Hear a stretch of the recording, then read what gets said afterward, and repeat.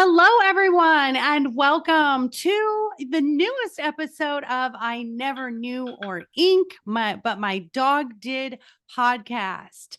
I'm so happy everyone is here today. I am Maureen Scanlon, or Life Coach Maureen. I am a relationship expert, author, speaker, and podcast hostess.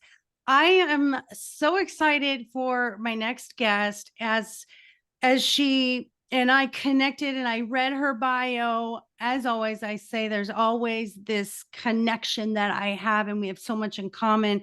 Her story is absolutely amazing. And I think everyone is going to get so much inspiration from her. She's just, you can see a light emanating from her. She's just a beautiful, beautiful soul. And at 72 years young, she has so much wisdom for all of us. I already was picking her brain before we went live. And so this is my guest, Susan Gabriel.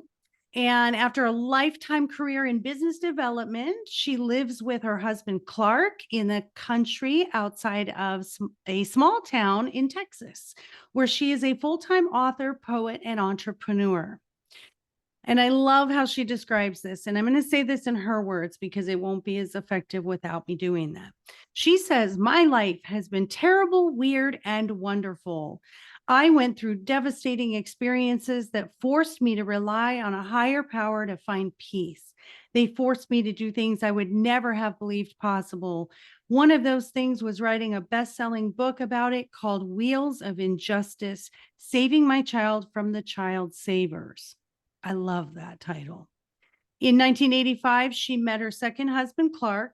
6 weeks after the wedding, her 9-year-old daughter was taken away by social services, and her husband, Clark, was accused of molesting her.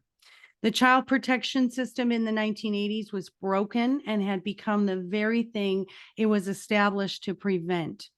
The situation went from bad to worse to truly bizarre. But instead of caving to the pressure, they fought back, became activists, and started a national movement for system reform. Welcome, amazing, amazing Susan. How are you?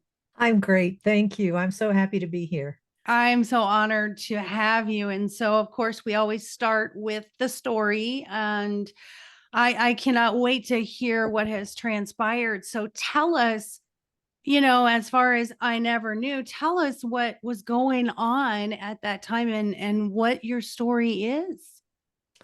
I'll start it kind of at the beginning. I grew up in a small town and with traditional background, traditional parents. We were, as girls, we were expected to grow up and be housewives and mothers, not to really have a career. So I ended up getting married in my teens.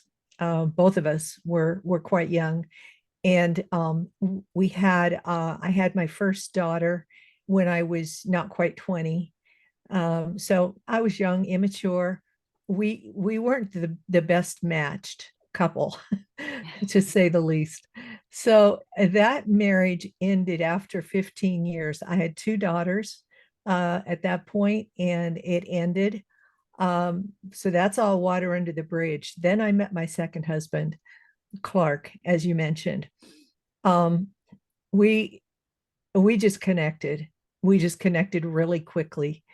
And in fact, we met in late August of 1985, and we were married in late December of the same year.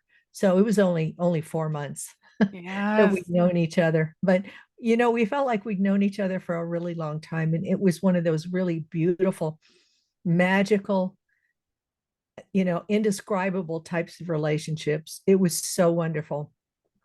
And he got along really well with my daughters too. One was 8, and the other one was just turned 15.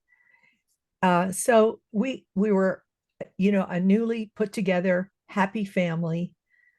And 6 weeks after the wedding, I got a phone call when I was at work, and they said, "This is the Department of Social Services. We need to have you come down to our building. We have your daughter." And I just was shocked. And I said, "Well, why do you have Amber?" And they said, because that was my older daughter. And they said, no, no, no, it's not Amber, it's Emily. And so they had taken my younger daughter. The older daughter I kind of half expected because she was a teenager, and she had, decided she wanted to run away with her boyfriend. And so, I mean, that I could see the social services might have gotten involved at that point with her. But my younger daughter, there was nothing wrong, nothing was going on there. So I raced down to the office there, and they told me that Clark had molested her. And I was in a complete state of shock because I had not seen anything that would indicate that he was anything like a pedophile or any kind of behavior. And we'd only been married 6 weeks, so there wasn't that much time for, for there to be any kind of hidden behavior even. There and it made no sense at all.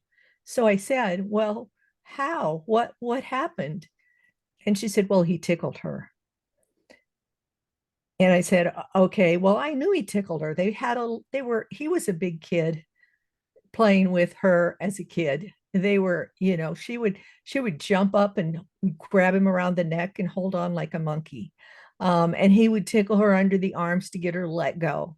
It was just fun stuff. They enjoyed each other. Yeah. So I'm thinking, well, there's some, misunderstanding here. I said, where did he tickle her? She said, well, on the stomach and on the knees.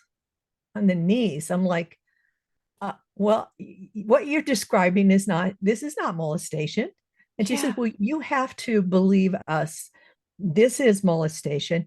You need to force him to move out of the house, and you cannot have him be in any kind of contact with her, or you may never get your daughter back. Oh my God. Oh my God. So, yeah, shock. They hadn't done any investigation. They just ran with this claim. And when I went, and they said, don't get an attorney because it'll just make you look guilty.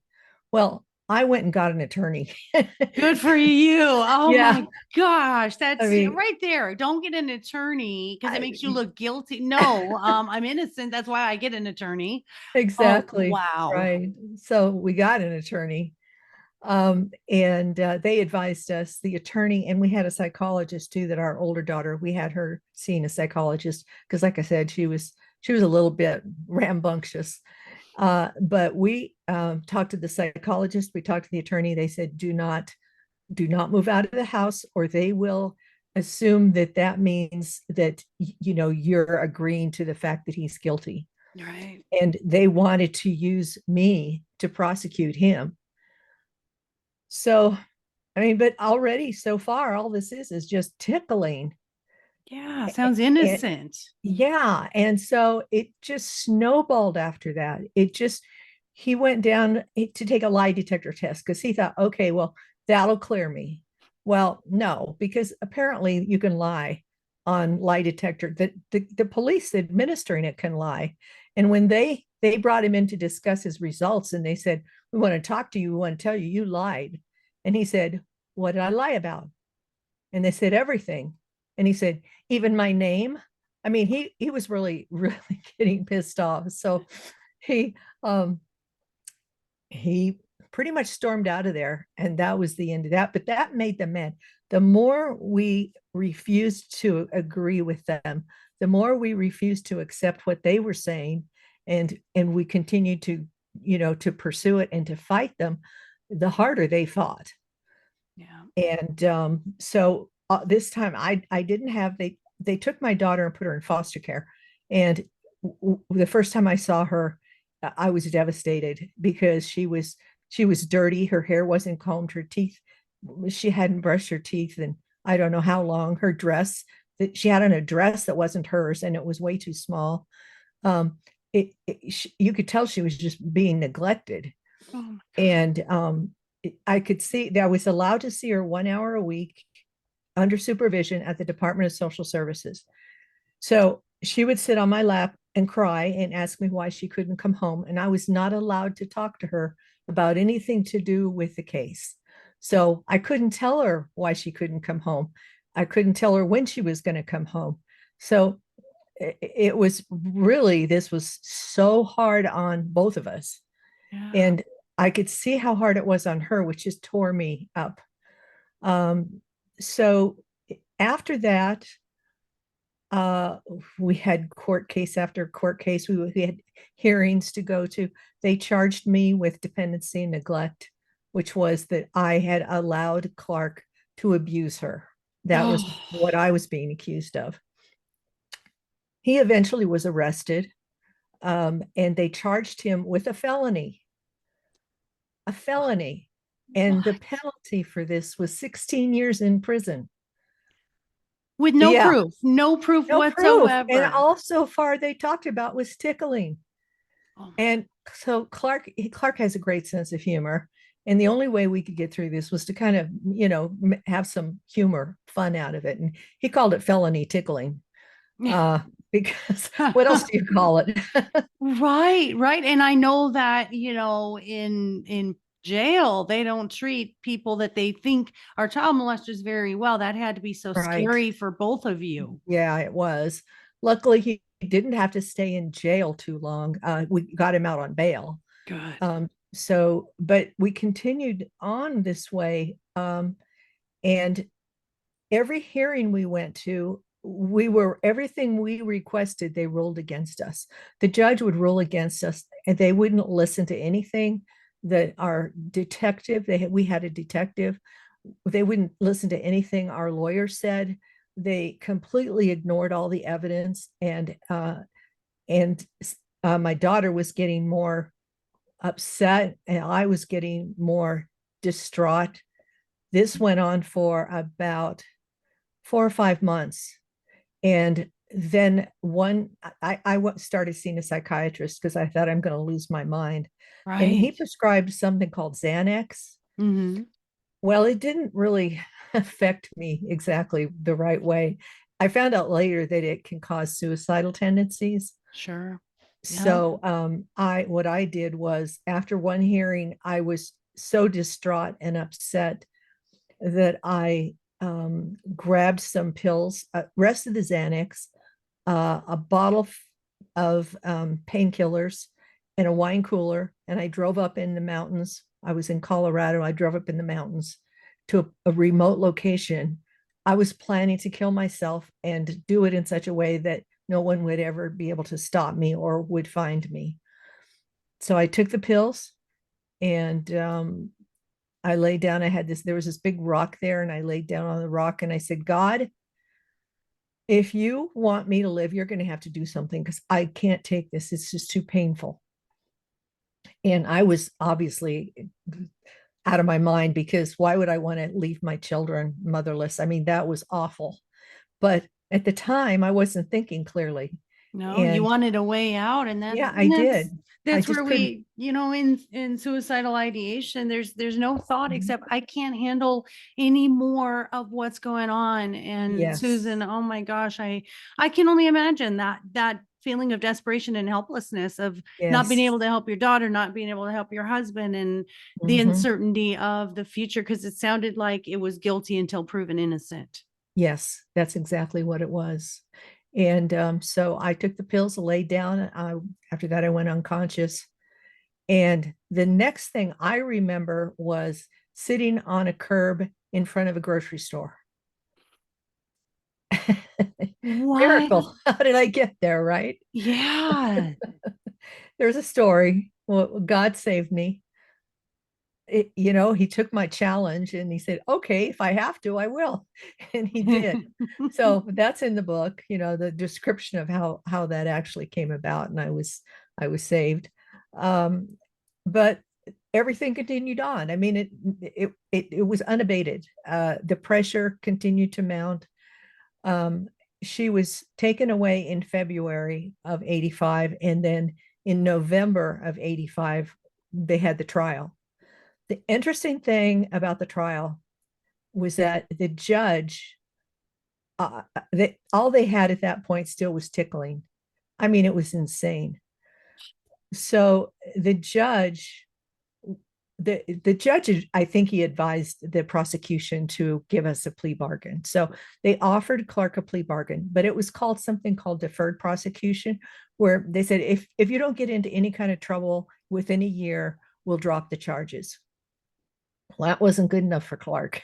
He he wanted to prove it. He was innocent beyond a reasonable doubt, and that was it. And he wanted them completely out of our lives. So he Good for refused him. it. And that made the judge really mad. So the judge ordered our attorney to send over all of Clark's files to the judge's law partner to review, to see whether our attorney was giving Clark the right advice or not. So his law partner reviewed all the materials and then wrote a letter back to our attorney.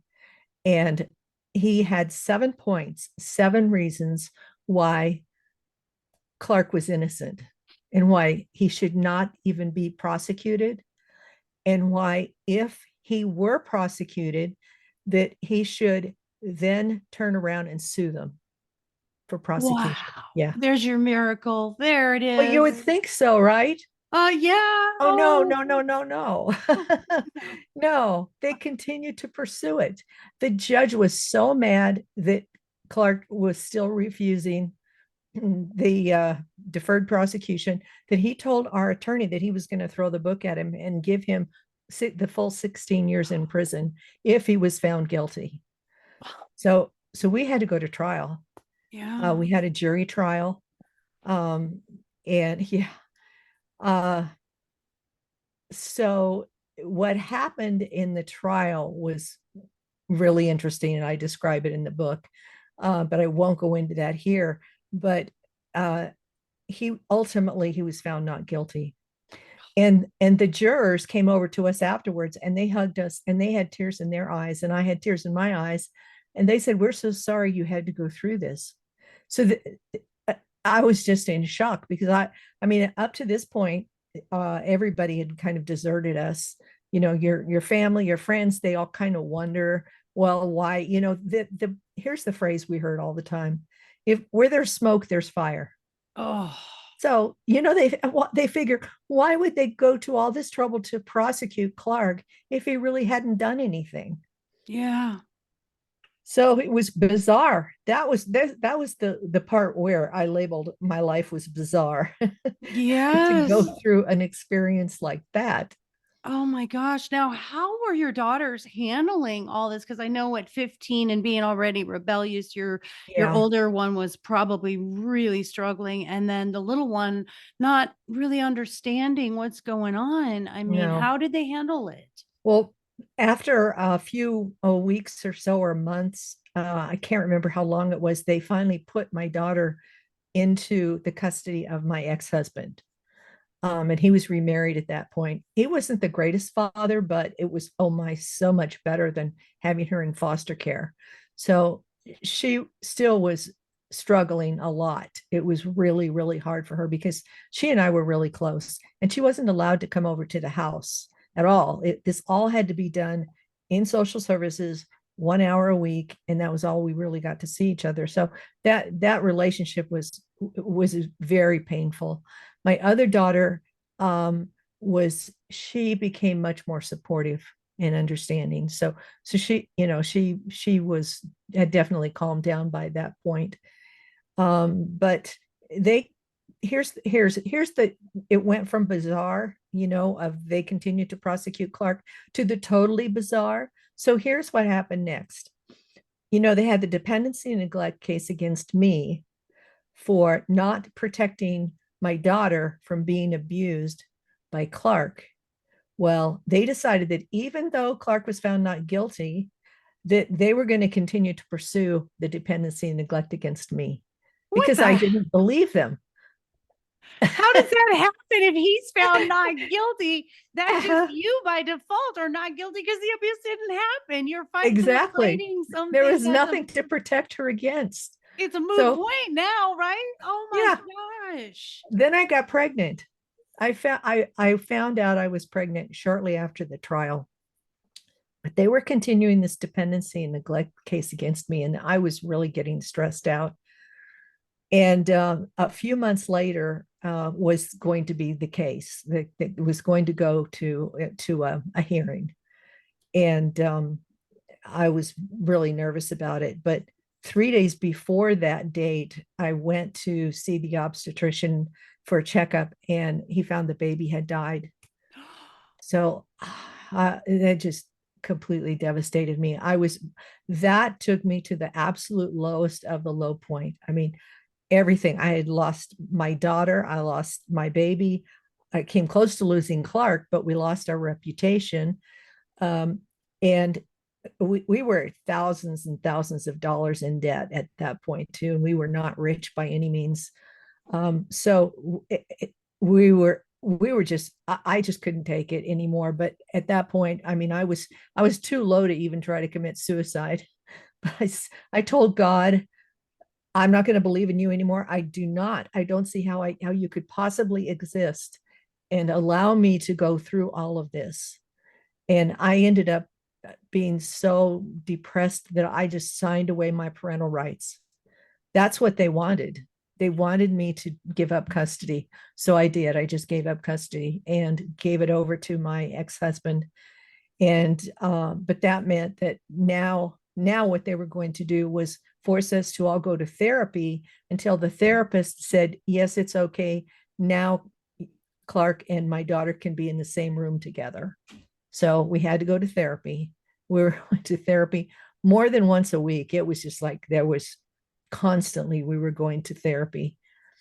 And the therapist was in charge of this when Clark and my daughter could actually be together again.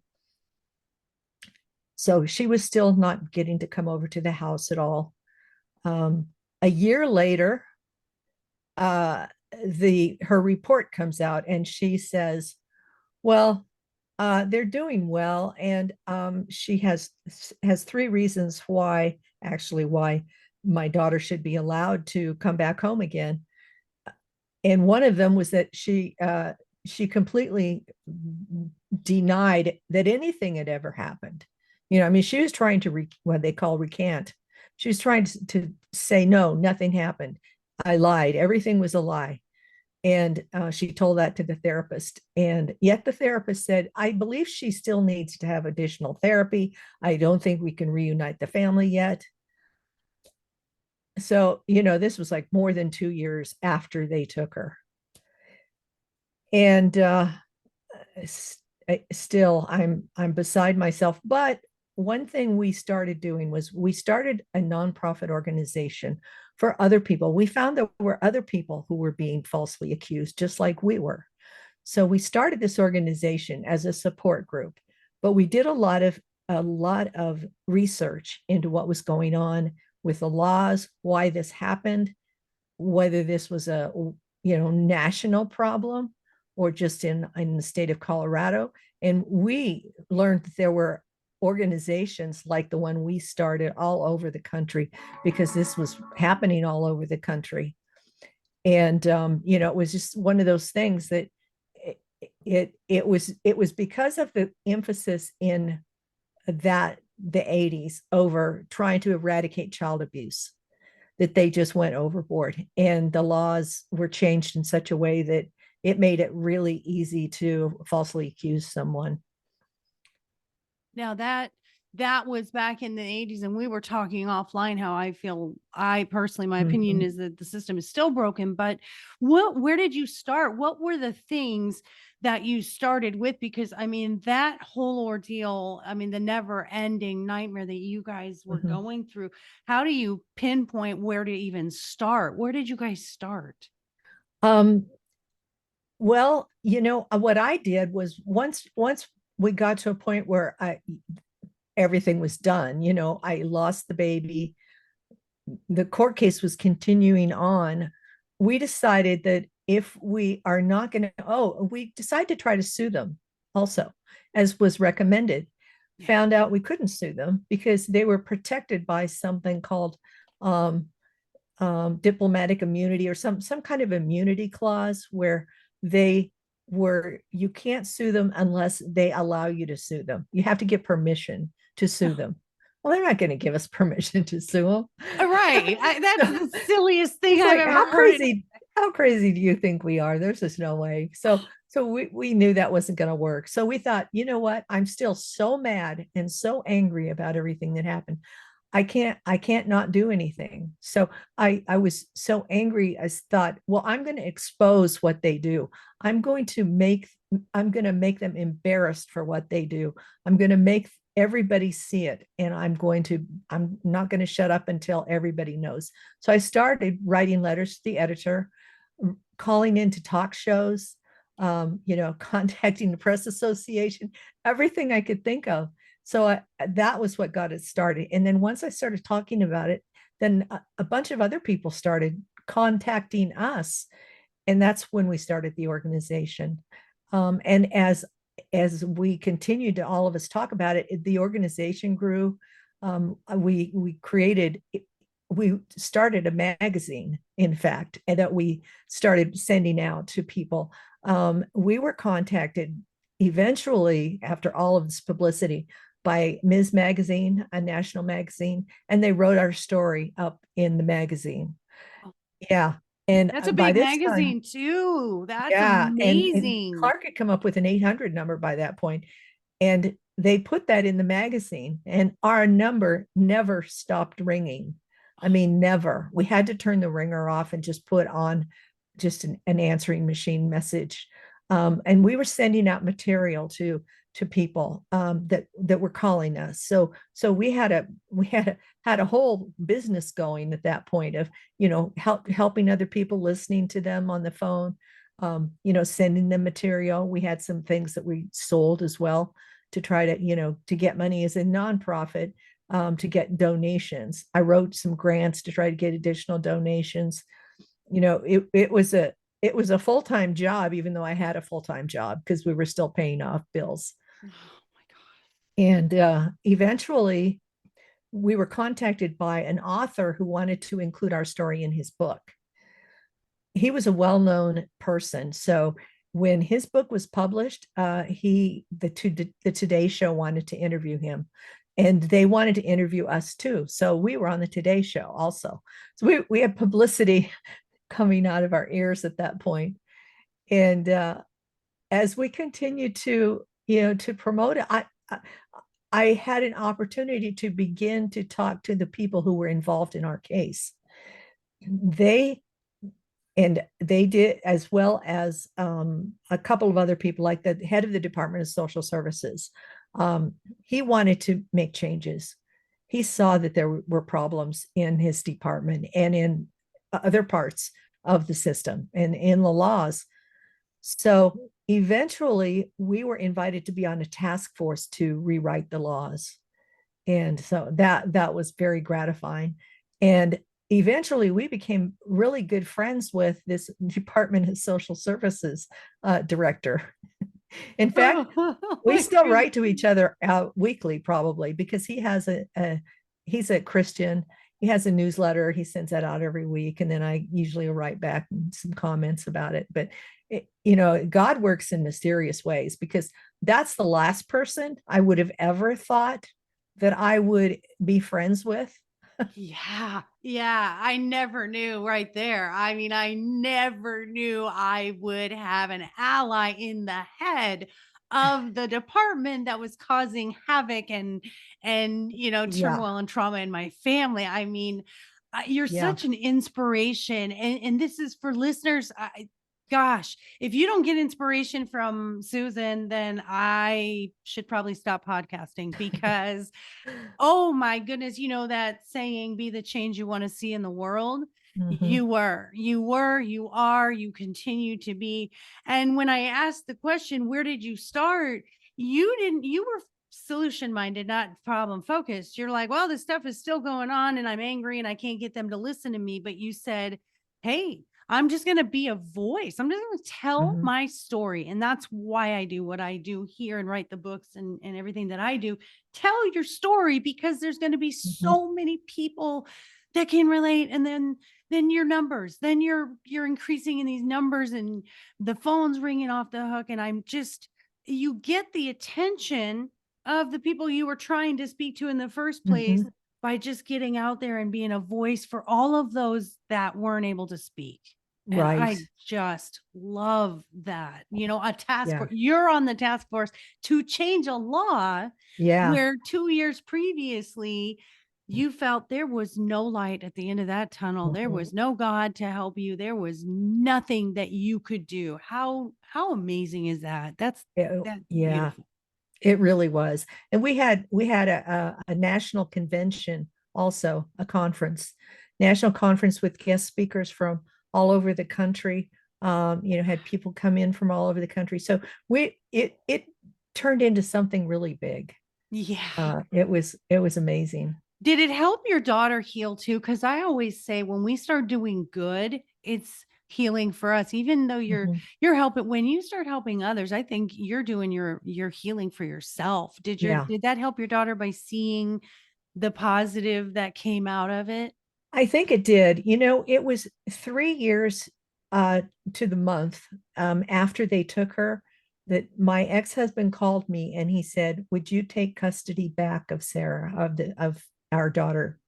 And I said, "Yes, yes, please. Yes, I'll take custody." He said that he thought she would do better with me. And he said, well, he started to say she was causing problems, but then he kind of backtracked on that. But I imagine she probably was, because she and I we never lost that bond that we had. We were very close, and we were still just visiting each other, on this monthly or this weekly basis, and that was it. So he said we could have custody at that point, and also we had been cleared finally for Clark to be able to actually be in the same room with her. So finally, social services left us alone, and we were able to get her back into the home. And that was the biggest healing right there, was the fact that she could come back. And she was away from her sister too for 3 years. Yeah. So Oh, to have that opportunity to finally come back, to all of us rebond again. And it didn't take long at all before she just got back into the regular rhythm and into the relationship that she had previously with Clark. They still got along really well. And we were healed. In other words, our family was healed. We had made huge changes in the system, and it was definitely one of those things that only God could have put together. I mean, because I would have been dead if it had been left up to me. I would have been dead, and I didn't have any kind of external support really, because, like I said, even family and friends, they don't know how to support something like that. yeah. They're So, either all mhm. in or they're out because there's this seed of doubt Yep. that is implanted with these accusations. And it's so unfair because human nature is I'm going to believe Mhm. this negative thing rather than just completely ignore. Because, when it comes to the Yeah. law is about facts, it's not about Mhm. feelings. So that's the difficult part is I may have feelings for someone and then if the law is involved, there must be facts, but there weren't any. And what's frustrating, and I'm dealing with this right now with my own situation, is they want family reconciliation. You Mhm. know, you wanted reconciliation for 3 years and it came full circle back to where it should have just stayed in the first place. And yet they had no interest in reconciliation with Mhm. you. Mhm. And there's other times where, like in my case, they give the parents so many rights and they're Mhm. not Yes. realizing that reconciliation doesn't need to happen, Yes. especially when the children are older. So It- it's, do It's you the find that it's a case by case since this really blew up and you found out uh, how things are nationwide? Is this a yeah. state by We state? found a lot of situations like the what you described, where sometimes they would put children back into dangerous situations, and for no apparent reason. It would be mind-boggling it's like they didn't have any common sense. They weren't really using, in fact, to illustrate their lack of common sense and their lack of logic. Here was a conversation that I had with the social services. They said, you have to force Clark to admit that he's guilty. And I said, well, how do you know he's guilty? And they said, well, we know because he won't admit his guilt. That people who are guilty won't admit it. And I said, well, what do people who are not guilty do? What do they say? Yeah. And they say, here's their answer. Well, we're not really in the business of determining guilt or innocence. We're in the business of putting families back together again. No, And I you're said, not. okay, well, why aren't you doing that for us? And they said, because Clark won't admit his guilt. So, yeah. Oh, what a circle. What a hamster wheel. That is Uh-huh. ridiculous. I'm a fan of true crime because I love psychology and that's my background, and I am a life coach. So I like to figure out why people do things and what are the signs and what do we miss? And so true crime is really fascinating to me. And one of the things that I said to my husband is we don't have a nation of laws. We have 50 separate countries.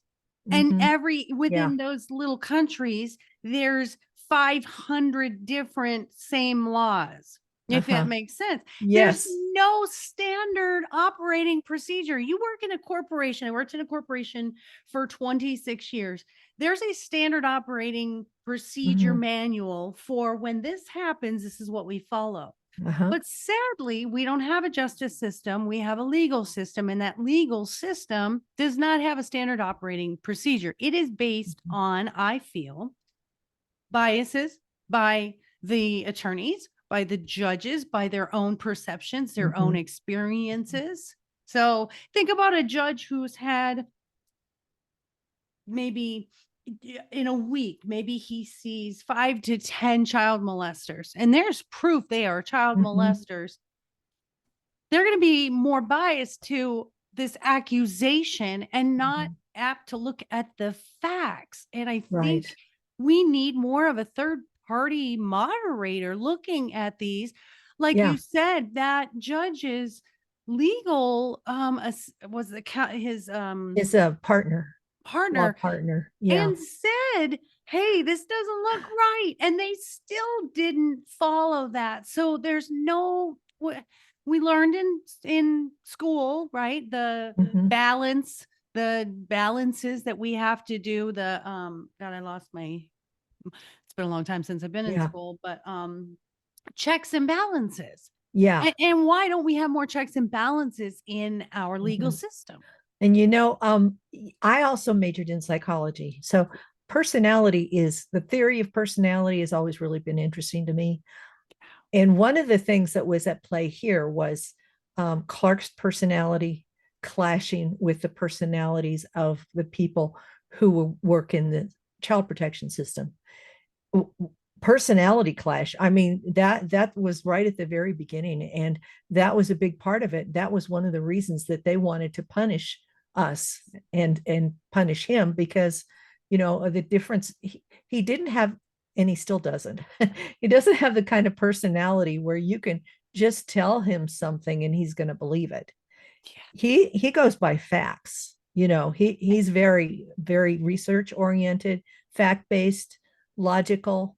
That's how he He can't be operates. intimidated, and the legal Uh-uh. system is intimidating, and we Mm-hmm. always think they know more than we do because they know the laws, and I'm just a Mm-hmm. layperson. I don't really understand all these laws, and I love that Clark was like, "No, we're going to trial. Nope, I'm Yeah. not admitting anything. I'm not going to admit something I didn't do." Bless his heart for being that strong. Bless his heart Mm-hmm. for being that warrior that made this whole thing transpire so your voices could be heard and change could be made. Right. I'm fascinated and so impressed by the both of you that Yeah. wow. I always And say in that, we're given yeah. the hardest things because we Yeah. can handle it because we are strong enough. Yeah. And speaking of the hardest things, um, one of the things that was so hard for me was the fact that they kept telling me if I kicked Clark out of the house that I could get my daughter back. No. And they used it. It was like trying to force my hand by keeping her. It was blackmail. That's what I would call it, blackmail. They were trying to blackmail me into going along with their prosecution of him because they were so angry with him, and they wanted me to cooperate in that. And so they were not going to allow me to ever have custody again. Oh, and I'm That going to was, speak for all the moms out there, as I have three grown children and three grandchildren now. As a mom, you think, I'm going to have to sacrifice. I'm going to have to mhm, do this thing because I love my children unconditionally. You were in this, this rock and a hard place where I don't want to kick my husband out. I love him and I know he's innocent. And then this other place mhm, where maybe we just need to sacrifice because I want my kids and I want to be there for my mhm, kids. And right. also that thought in the back of your head, are people judging? You know, Mhm, if they're mhm. judging what Yeah, kind of a mom I am if I don't do this thing that I'm being yeah. asked to do. Kick him. It's Mhm, easy. Just let him go live in an apartment. You can see mhm. him whenever you want to, but Yeah. you should be a good mom and have your daughter. And Uh, that took a lot of strength. yeah, it did. And finally, and I fought with myself about that, but I thought to myself, oh, what kind of role model would I be if I caved to this pressure? I want to be a good role model to my children so that they grow up knowing that if somebody tries to pressure you to do something that you know is wrong, you should not give it. You should not cave to that pressure. Stick up for what you believe is right. And I knew that Clark was innocent. And I knew that if I did not stick up for him on his side, he was going to go down. They were not going to stop. So I that finally was the thing that convinced me that we were on the right path, was I had to be a good role model and do what was right. Isn't that amazing in those moments? And I've talked about this when I was absolutely devastated. I was in a domestic violence abusive marriage, and then he had been unfaithful. And I remember that moment where it was ending and I was just devastated and crying. And I said, if I can help one person, I'll go through this. And Mhm, you just said, I had to make this decision for the greater good of everyone. I mean, you really mhm, said, if I don't make this decision, I know what's going to happen. They're going to win. And then there's no change that's going to happen. And everyone going forward in this system is going to be victimized, which you were mhm, mhm. in this same way. And that in that devastation, you still had that mind to say, I want to be a role model for my kids. And I just think that's Yeah. says a lot about who you are as a person. And that takes a strength beyond anything a lot of us can understand. Yeah, and it wasn't my own strength, and I have to give God the glory in all of it, because all this time when I said I'm not going to believe in you anymore, all of the things I went through, but the times I obviously didn't trust in him and I tried to kill myself, he was there.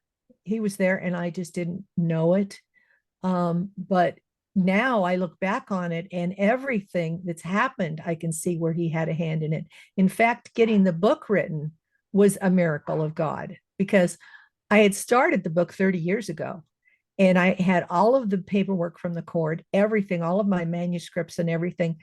I got into a certain point in the book, and when it came to the time where they took her away, I couldn't keep writing. I was just, it devastated me again so much, just writing about that, that I just took everything and I just put it all into a box and stored it. And that was like 30 years. 30 years later, I thought that all that stuff had been thrown out. And when we moved into the house that we live in now, I happened to be going through some old stuff and I was going to get rid of a bunch of old boxes of things. And I was just tossing some boxes. I wasn't even looking into a lot of the boxes because I knew they were just old papers and stuff that we didn't need anymore. I was throwing everything out. And then for some reason, I happened to look into this one box and I saw there it was, the manuscript and all of the court paperwork right there in that box. And I thought, well, I could throw it away, but I don't think I can throw it away. And then I thought, what if I could, pick it up and finish the book? So I brought it in the house, put it in a drawer, and then I picked it up and started working on it again. But that, I mean, I was amazed to see after 30 years that that was still there. Yeah. Yeah. But you know, until you were able to just repetitively tell the story and help Mhm. others, share with others, make these changes in the legal system, you know, all those things have to transpire. Yeah. You look back at your life and you think, man, at that moment, I didn't see anything happening. And then this happened, and then this happened. And all Uh-huh. of it is this chain reaction of what had to happen. And when you say, I knew God was there, he knew what he was doing. We don't know what we're doing because we can't see the future, but it's Hmm. just that belief that I'm going to be okay. And I think it's such a healing process to write a book. I really do. I Hmm. tell It people is. to journal. I even if you don't publish, just write it, get it out. And Hmm. like you said, when I revisited it, I wasn't ready yet. I had to put it away for just a minute. And it's Hmm. kind of a little check on ourselves to say, are we ready? Are we fully healed? Then we've got more work to do. And Yeah. that's Right. that's so Yeah. amazing. I am just so amazed by you. So now you you wrote the memoir and it becomes this bestseller. Of course it does, because my goodness, what a intriguing story. So what happens after it becomes this bestseller? What do you decide you want to do from there? Well, I learned a lot. I published it myself, and I had decided to start a business just so that I could publish my own book. Because it's a little bit works out a little bit better, to have a business. Then you've got some business expenses and tax deductions and things. So I did it that way. So I created this company called Soul Sunshine, and it's SON sunshine, like the son of God shining on you. And that was the company that I published the book under. Uh, and then God, well, I write poetry too, and I had written probably 200 poems. And I thought, well, the next book I think that I'll do is a book of poetry. So I decided to have it illustrated. And I thought, well, wouldn't it be neat to have a different artist illustrate each poem? And have a one illustration and then one poem, and then all these different artists illustrate it. So I thought, if I could even just do 60, I don't know if I can find 60 artists, but that would be really cool.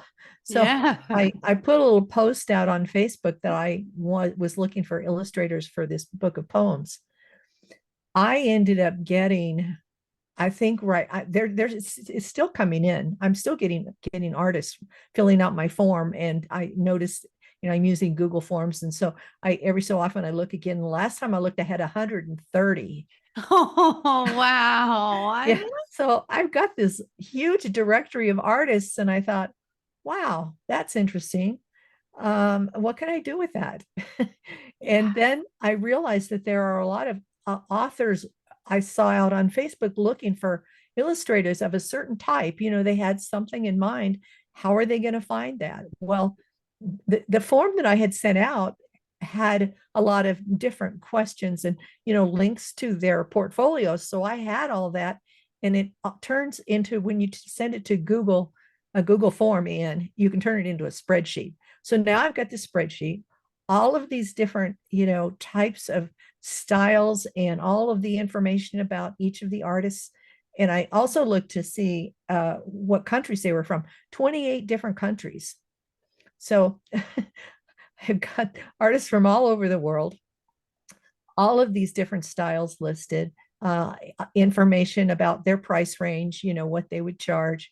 And I thought, wow, wouldn't it be cool to really expand my business and, start to help other authors find illustrators? And I could do it with this database. So some of the artists that I had met in the process of doing the poetry and assigning them a poem to do, I became friends with. Some of them were just wonderful. I mean, just wonderful artists and great people, Christians. Again, we just really connected. Yeah. And so I really connected with about 4 or 5 of them very closely. And we decided, well, let's just turn Soul Sunshine into a real business, where this is what we do. And then I thought, well, why stop at just illustrations? Why not just publish people's books right from the beginning? So I've got a good friend in California who has all of the skills for being a book coach. I thought, wow, bring her in. She can be the book coach. She also does editing. So I've got her on board as well. So I've got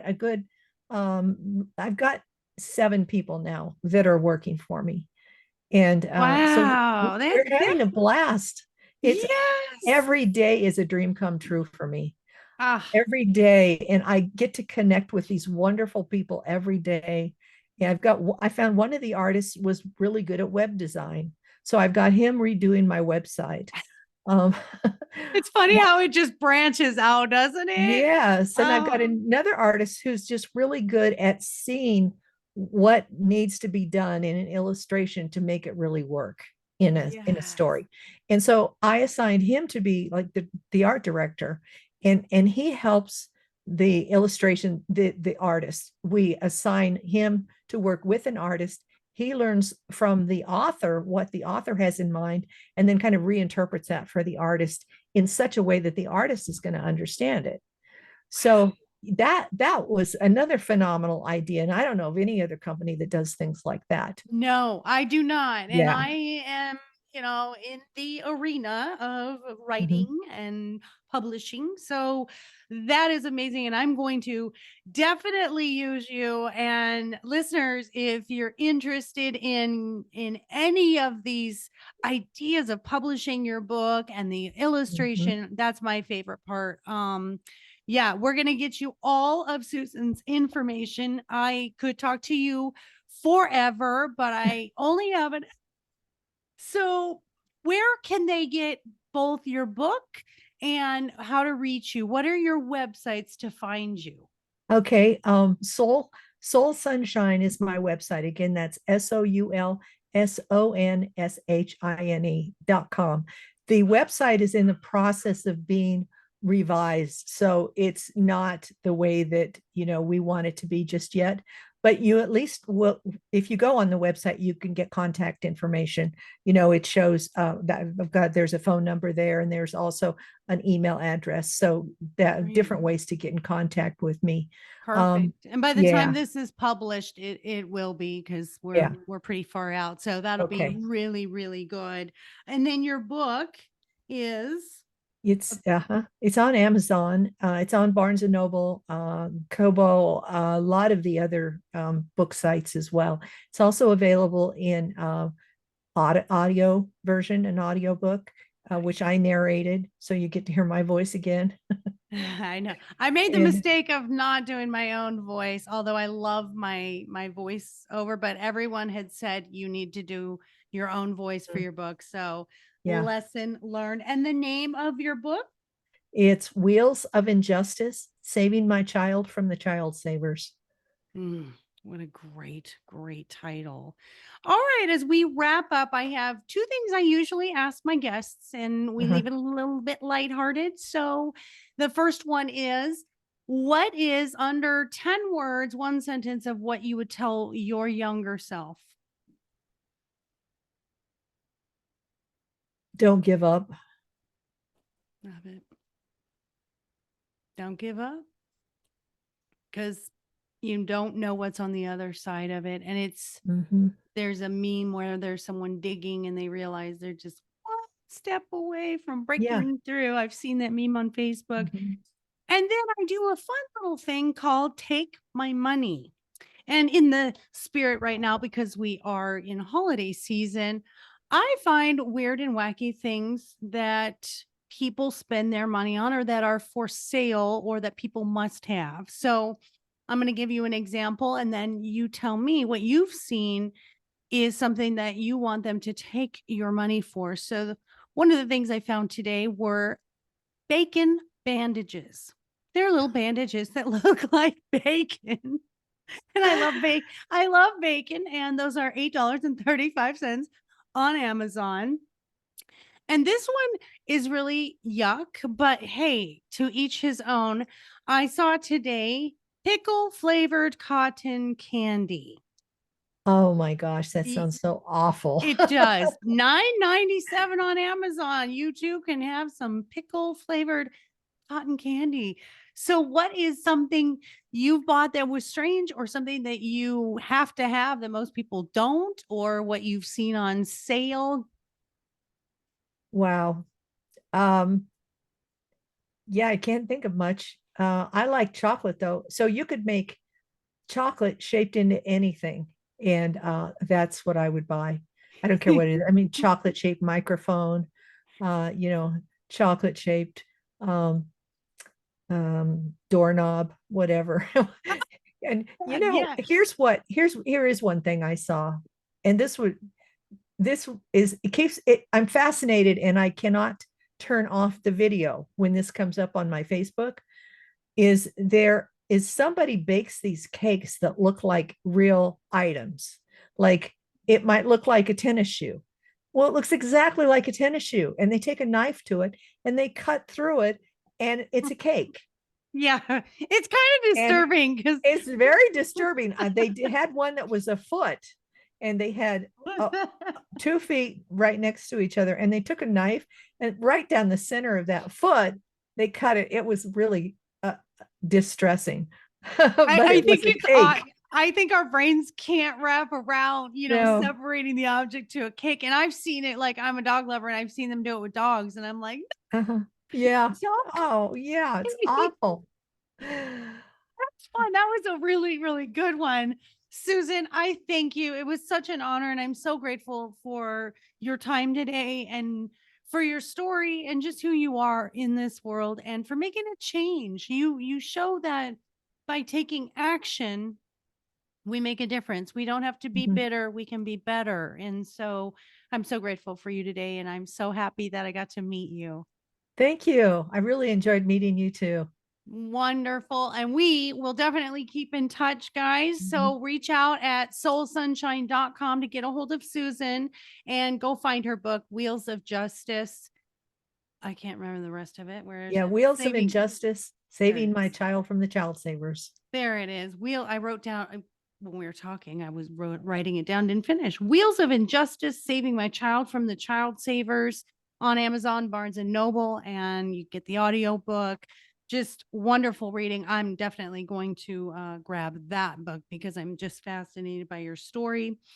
If you are looking for life coaching, relationship coaching, I'm at lifecoachmaureen.com, and I also do motivational speaking.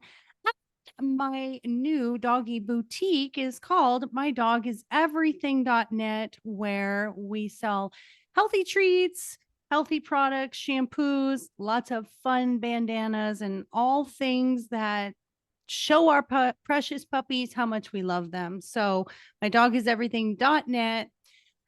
Thank you all for listening. Thank you all for the 5-star reviews. Thank you all for your support, your sharing, and just for being here. We appreciate your time. It's valuable and priceless.